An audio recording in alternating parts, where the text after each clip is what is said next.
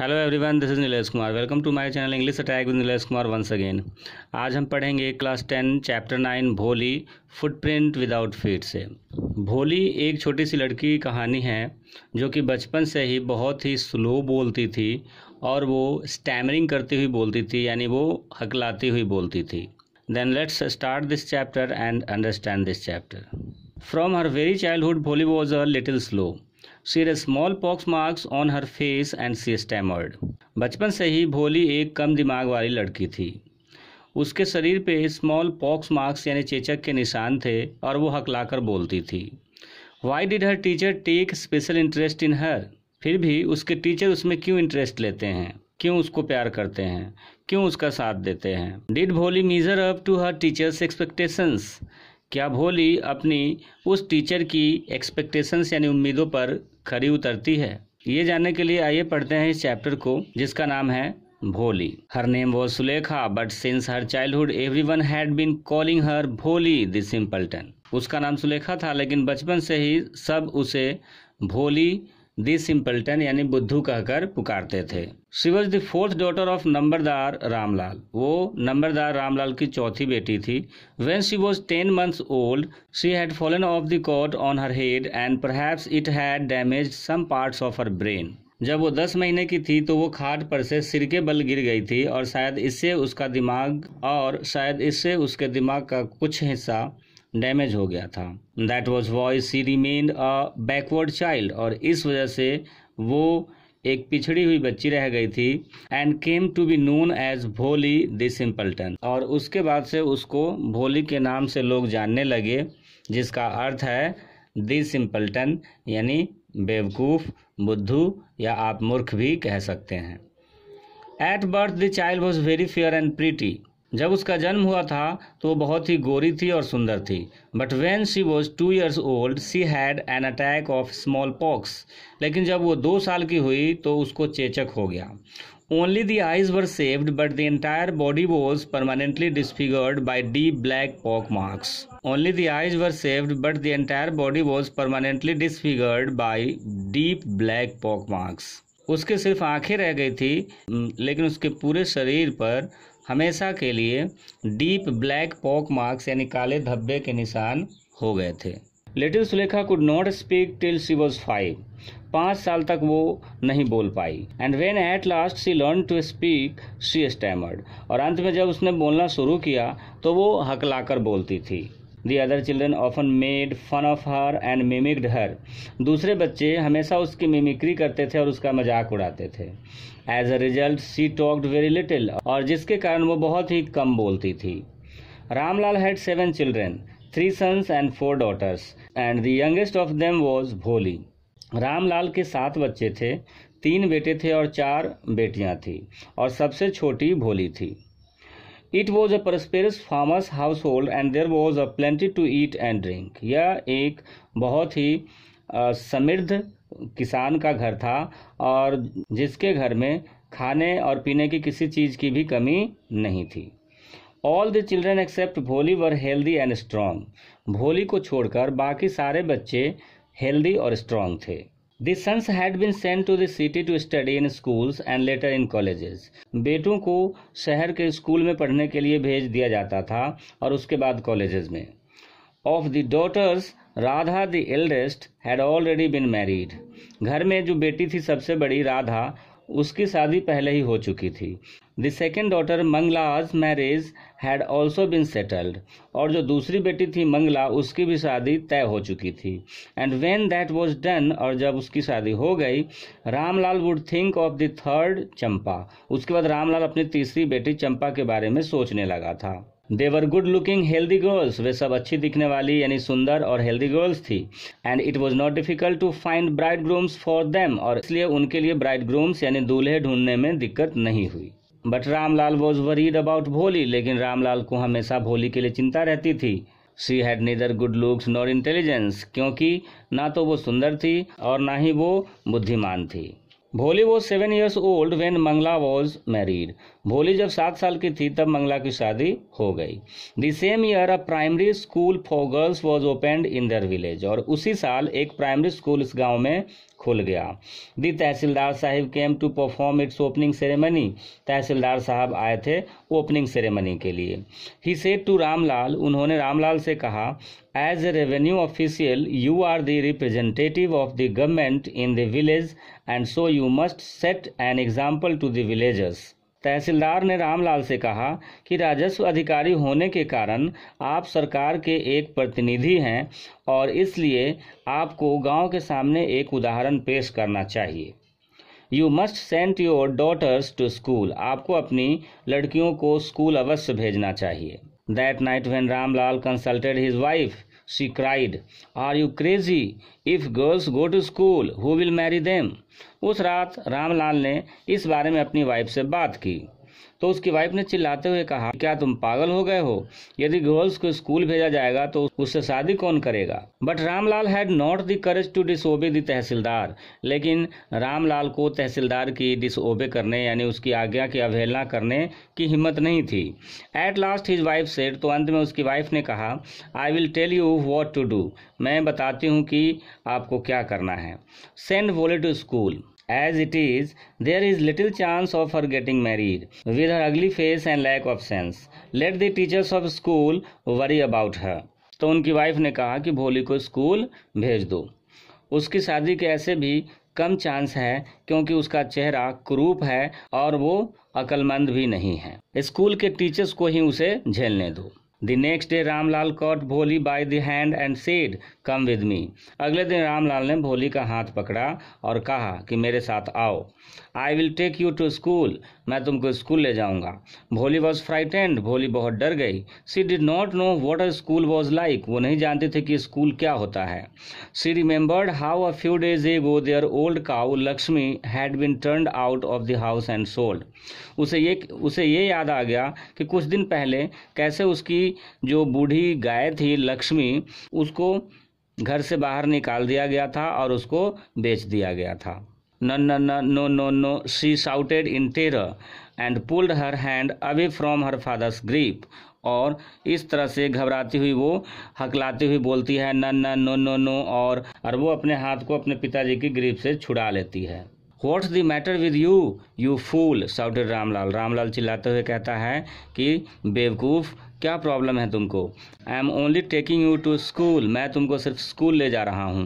Then he told his wife, उसके बाद उसने अपनी वाइफ से कहा, let her wear some decent clothes today, आज उसको कुछ अच्छे कपड़े पहना दो, और else what will the teachers and the other school girls think of us when they see हर।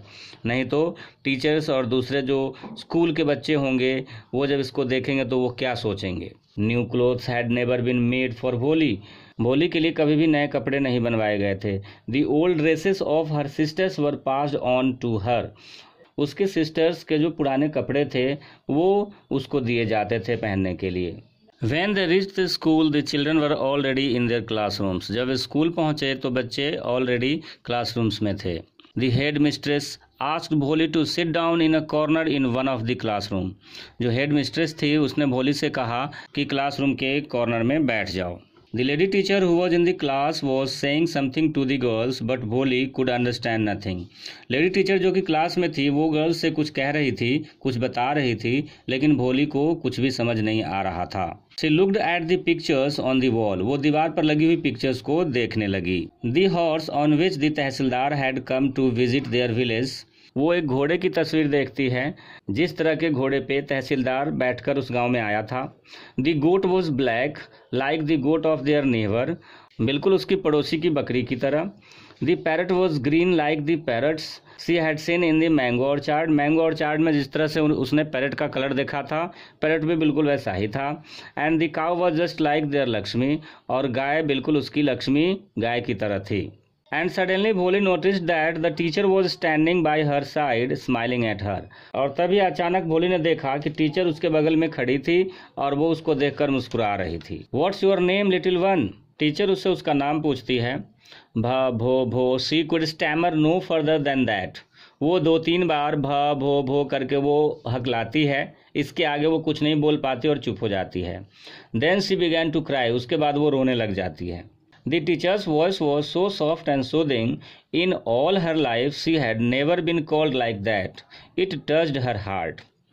उसके बाद टीचर ने इतनी शांतिपूर्ण आवाज से उससे प्यार से बात की और इस तरह से पुकारने की आवाज उसने अपनी लाइफ में अभी तक किसी के द्वारा नहीं सुना था और ना ही अभी तक उसको इस तरह से पुकारा गया था। जिस तरह से प्यार से टीचर ने उसको पुकारा तो टीचर की आवाज ने उसके दिल को छू लिया। Get up said the teacher, teacher ने कहा खड़ी हो जाओ। It was not a command, उसने इस तरह से कहा जैसे कि कोई आदेश नहीं हो, but just a friendly suggestion, एक फ्रेंडली सजेशन यानी एक दोस्त की तरह सलाह देते हुए। भोली गॉट अप, भोली खड़ी हो गई। Now tell me your name, अब मुझे अपना नाम बताओ। भा भा भो भो, शी बिगैन टू स्टैमर, ऐसा कहते हुए वो फिर से हकलाने लगती है। Well done, the teacher encouraged her, teacher उसको एनकरेज करती है। Come on now the full name, अब तुम अपना पूरा नाम बताओ। भा भा भो Bholi. At last she was able to say it and felt relieved as if it was a great achievement, और अंत में उसने अपना पूरा नाम बता दिया और उसके बाद उसको मानो राहत सी मिल गई। Well done, the teacher patted her affectionately and said put the fear out of your heart and you will be able to speak like everyone else. शाबाश, टीचर ने प्यार से उसकी पीठ को थपथपाया और बोली कि अपने मन से डर को बाहर निकाल फेंको और तुम भी दूसरों की तरह बिना रुके हुए बोल पाओगी। नाउ टेक दिस बुक, अब इस बुक को लो। The book was full of nice pictures and the pictures were in colour dog, cat, goat, horse, parrot, tiger and a cow just like Lakshmi. उसके बाद टीचर उसको एक बुक देती है जिसमें इन सारे एनिमल्स की तस्वीर होती है। And with every picture was a word in big black letters, और हर पिक्चर के साथ बड़े बड़े लेटर्स में उनके नाम लिखे हुए थे। इस तरह से सालों बीत गए। The village became a small town, वो गांव अब एक छोटा सा शहर बन गया। The little primary school became a high school, वो छोटा सा प्राइमरी स्कूल अब एक हाई स्कूल बन गया। There were now a cinema under a tin shed, tin shed के नीचे अब एक छोटा सा सिनेमा घर भी था। एंड अ कॉटन गिनिंग मिल, और एक रुई पिनाई करने वाली मिल भी लग गई थी। The mail train began to stop at the railway station, और अब उनके रेलवे स्टेशन पे मेल ट्रेन ने भी रुकना शुरू कर दिया था। One night after dinner, Ramlal said to his wife, Then shall I accept बिशंबर्स proposal? तो क्या मुझे बिशंबर के प्रपोजल को स्वीकार कर लेना चाहिए? Yes, certainly, his wife said. उसकी वाइफ ने कहा हाँ बिल्कुल। भोली will be lucky to get such a well-to-do bridegroom. इस तरह के वेल सेटल्ड ब्राइडग्रूम को पाकर भोली बहुत खुश हो जाएगी। A big shop, a house of his own, and I hear several thousand in the bank. एक बड़ी सी दुकान, एक बड़ा सा खुद का घर, और मैंने ये भी सुना है कि उसके बैंक में भी बहुत सारे पैसे हैं। मोरोवर, और इसके अलावा he is not asking for any डोरी, वो कोई दहेज भी नहीं मांग रहा। तो भोली के पिता ने कहा that's right but he is not so young you know. भोली के पिता ने कहा कि वो तो ठीक है लेकिन वो ज़्यादा यंग नहीं है, तुम्हें पता है।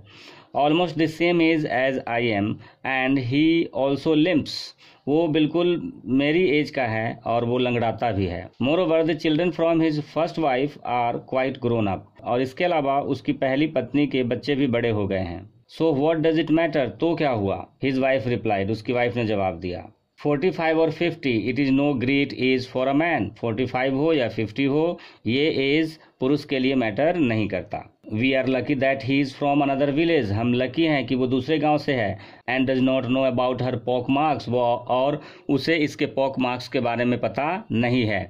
And her lack of sense, और इसके कम अकल के बारे में भी पता नहीं है। If we don't accept this proposal she may remain unmarried all her life, यदि हम इस प्रपोजल को स्वीकार नहीं करते हैं तो शायद उसे पूरी जिंदगी अनमैरिड रहना पड़े। Yes but I wonder what भोली विल से, भोली के पिता ने कहा कि हाँ ये बात तो है लेकिन मुझे आश्चर्य होता है कि भोली क्या कहेगी। What will that witless one से, शी इज लाइक अ डम काउ, वो पागल लड़की क्या कहेगी, वो तो गूंगी गाय की तरह है। Maybe you are right muttered Ramlal, हो सकता है तुम सही बोल रही हो, रामलाल ने कहा।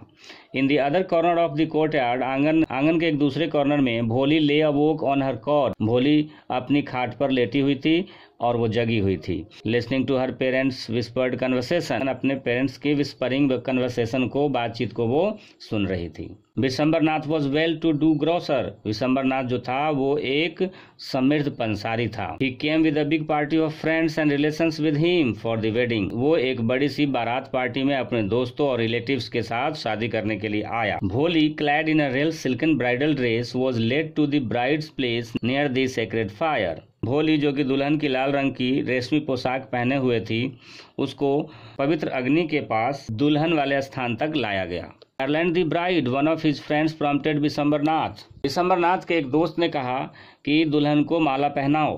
The bridegroom lifted the garland of yellow marigolds. Vishambarnath जो कि दूल्हा था, उसने गेंदे के फूल की माला उठाई। A woman slipped back the silken well from the brides face. तभी एक महिला ने दुल्हन के फेस से उसका घूंघट हटा दिया। Have you seen her? said Vishambar to the friend next to him.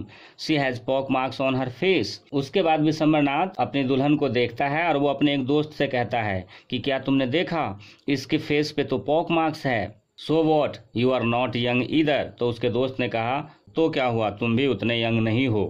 Maybe, but if I am to marry her, her father must give me 5,000 rupees. तो विशंबरनाथ कहता है कि ठीक है, मैं यंग नहीं हूँ तो क्या हुआ, लेकिन यदि मुझे ये शादी करनी है तो इसके पिताजी को 5,000 रुपये मुझे देने होंगे। Ramlal went and placed his turban his honour at Vishambar's feet. तभी रामलाल अपनी पगड़ी जो कि उनका सम्मान था वो उतार देते हैं और वो विशंबर के फीट पे यानी पैरों के पास रख देते हैं। डू नॉट ह्यूमिलिएट मी सो, मुझे इस तरह अपमानित मत कीजिए। टेक 2,000 रुपीज़, 2,000 रुपये ले लीजिए। नो 5,000 और we go back, keep your daughter. तो विशंबरनाथ कहता है कि नहीं, 5,000 रुपये या तो अपनी बेटी को अपने पास रखो, हम वापस चले जाएंगे। Be a little considerate please, if you go back I can never show my face in the village. उसके बाद रामलाल कहता है कि थोड़ा सा तो सोचिए, यदि आप वापस चले जाएंगे तो मैं इस गांव में अपना मुंह दिखाने लायक नहीं रहूँगा। Then out with 5,000। तो विशंबरनाथ कहता है कि ठीक है, फिर 5,000 निकालो। Tears streaming down his face, उनके चेहरे से आंसू निकल रहे थे। रामलाल वेंट इन, रामलाल अंदर गया। Open the safe and counted out the notes, उन्होंने तिजोरी खोली और उसमें से 5,000 रुपये निकाले। He placed the bundle at the bridegroom's feet, और उसके बाद वो दूल्हे के पैर के पास 5,000 रुपये रख देते हैं। Visambar raised the garland to place it round the bride's neck, but before he could do so, Bholi's hand struck out like a streak of lightning and the garland was flung into the fire. Vishambarnath ने जैसे ही दुल्हन के गले में माला डालने के लिए अपना हाथ उठाया, वो ऐसा कर पाता इससे पहले ही भोली ने उसका हाथ झटक दिया और एक झटके के साथ वो जो माला था वो आग में जा गिरा। She got up and threw away the veil. वो खड़ी हो गई, अपना घूंघट हटा दिया। पिताजी, said Bholi in a clear loud voice, and her father, mother, sisters, brothers, relations and neighbors, we startled to hear her speak without even the slightest stammer. बिना हकलाती हुई, बिल्कुल क्लियर, बिना रुकी हुई बोल रही थी। ये देखकर हम सभी आश्चर्यचकित हो गए। पिताजी, टेक बैक योर मनी, अपना पैसा वापस ले लीजिए। I am not going to marry this man, मैं इस आदमी से शादी करने नहीं जा रही। रामलाल वॉज थंडरस्ट्रक, रामलाल को जैसे सांप सूंघ गया हो। The guest began to whisper, जो अतिथिगण थे वो आपस में धीरे धीरे विस्परिंग साउंड के साथ बात करने लगे। सो सेमलेस, सो अगली एंड सो सेमलेस, बहुत ही बेकार, बहुत ही शर्मनाक, ये बहुत ही गलत है। Bholi, are you crazy, shouted Ramlal, Ramlal ने चिल्लाते हुए कहा। भोली, क्या तुम पागल हो गई हो? You want to disgrace your family, तुम अपनी फैमिली को अपमानित करना चाहती हो। Have some regard for our izzat, हमारी इज्जत के लिए कुछ तो ध्यान रखो। For the sake of your izzat, said Bholi, I was willing to marry this lame old man. Bholi ने कहा, आपकी इज्जत के लिए ही मैं इस ओल्ड यानी इस बूढ़े और लंगड़े आदमी से शादी करने के लिए तैयार हो गई थी। But I will not have such a mean, greedy and contemptible coward as my husband. I won't, I won't, I won't. वो कहती है कि लेकिन मैं ऐसे कमीने, लालची और कायर व्यक्ति के साथ जिसकी अपनी कोई इज्जत ना हो को अपने पति के रूप में स्वीकार नहीं करूंगी, मैं नहीं करूंगी, नहीं करूंगी, नहीं करूंगी। Vishambharnath, the grocer, started to go back with his party. The confused bandsman thought this was the end of the ceremony and struck up a closing song. Vishambharnath, the grocer, started to go back with his party. The confused bandsman thought this was the end of the ceremony and struck up a closing song. Vishambarnath अपने दोस्तों के साथ वापस जाना शुरू कर दिया और जो कंफ्यूज्ड बैंड्समैन थे जो कि गाना बजा रहे थे, उन्होंने सोचा कि शादी का आखिरी समय आ गया, इसलिए उन्होंने समाप्ति यानी शादी के एंड में जो गाना बजाया जाता है वो गाना बजाना उन्होंने शुरू कर दिया। Ramlal stood rooted the ground, his head bowed low with the weight of grief and shame. Ramlal पत्थर की मूर्ति की तरह वहीं पे खड़ा रहा। उसका सिर दुख एवं शर्म के कारण नीचे झुक गया था। The flames of the sacred fire slowly died down, और अग्नि की पवित्र जो लपटें उठ रही थी वो धीरे धीरे बुझ रही थी। Everyone was gone, सभी जा चुके थे। रामलाल turned to भोली and said, but what about you? No one will ever marry you now. Ramlal भोली की तरफ टर्न करते हुए कहता है कि भोली, लेकिन अब तुम्हारा क्या होगा? अब तुमसे कोई भी शादी नहीं करेगा।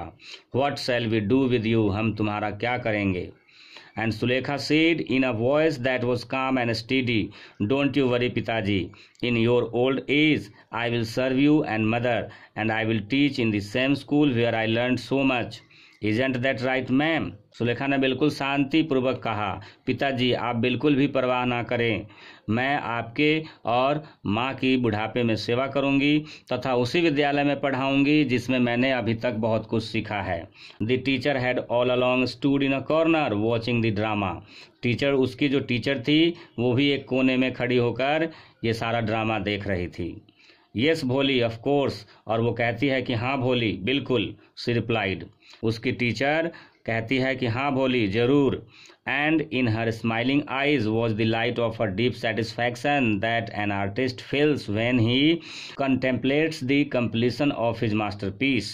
एंड टीचर की स्माइलिंग आईज में एक अजीब तरह की लाइट थी और एक गहरी यानी डीप सेटिस्फैक्शन थी।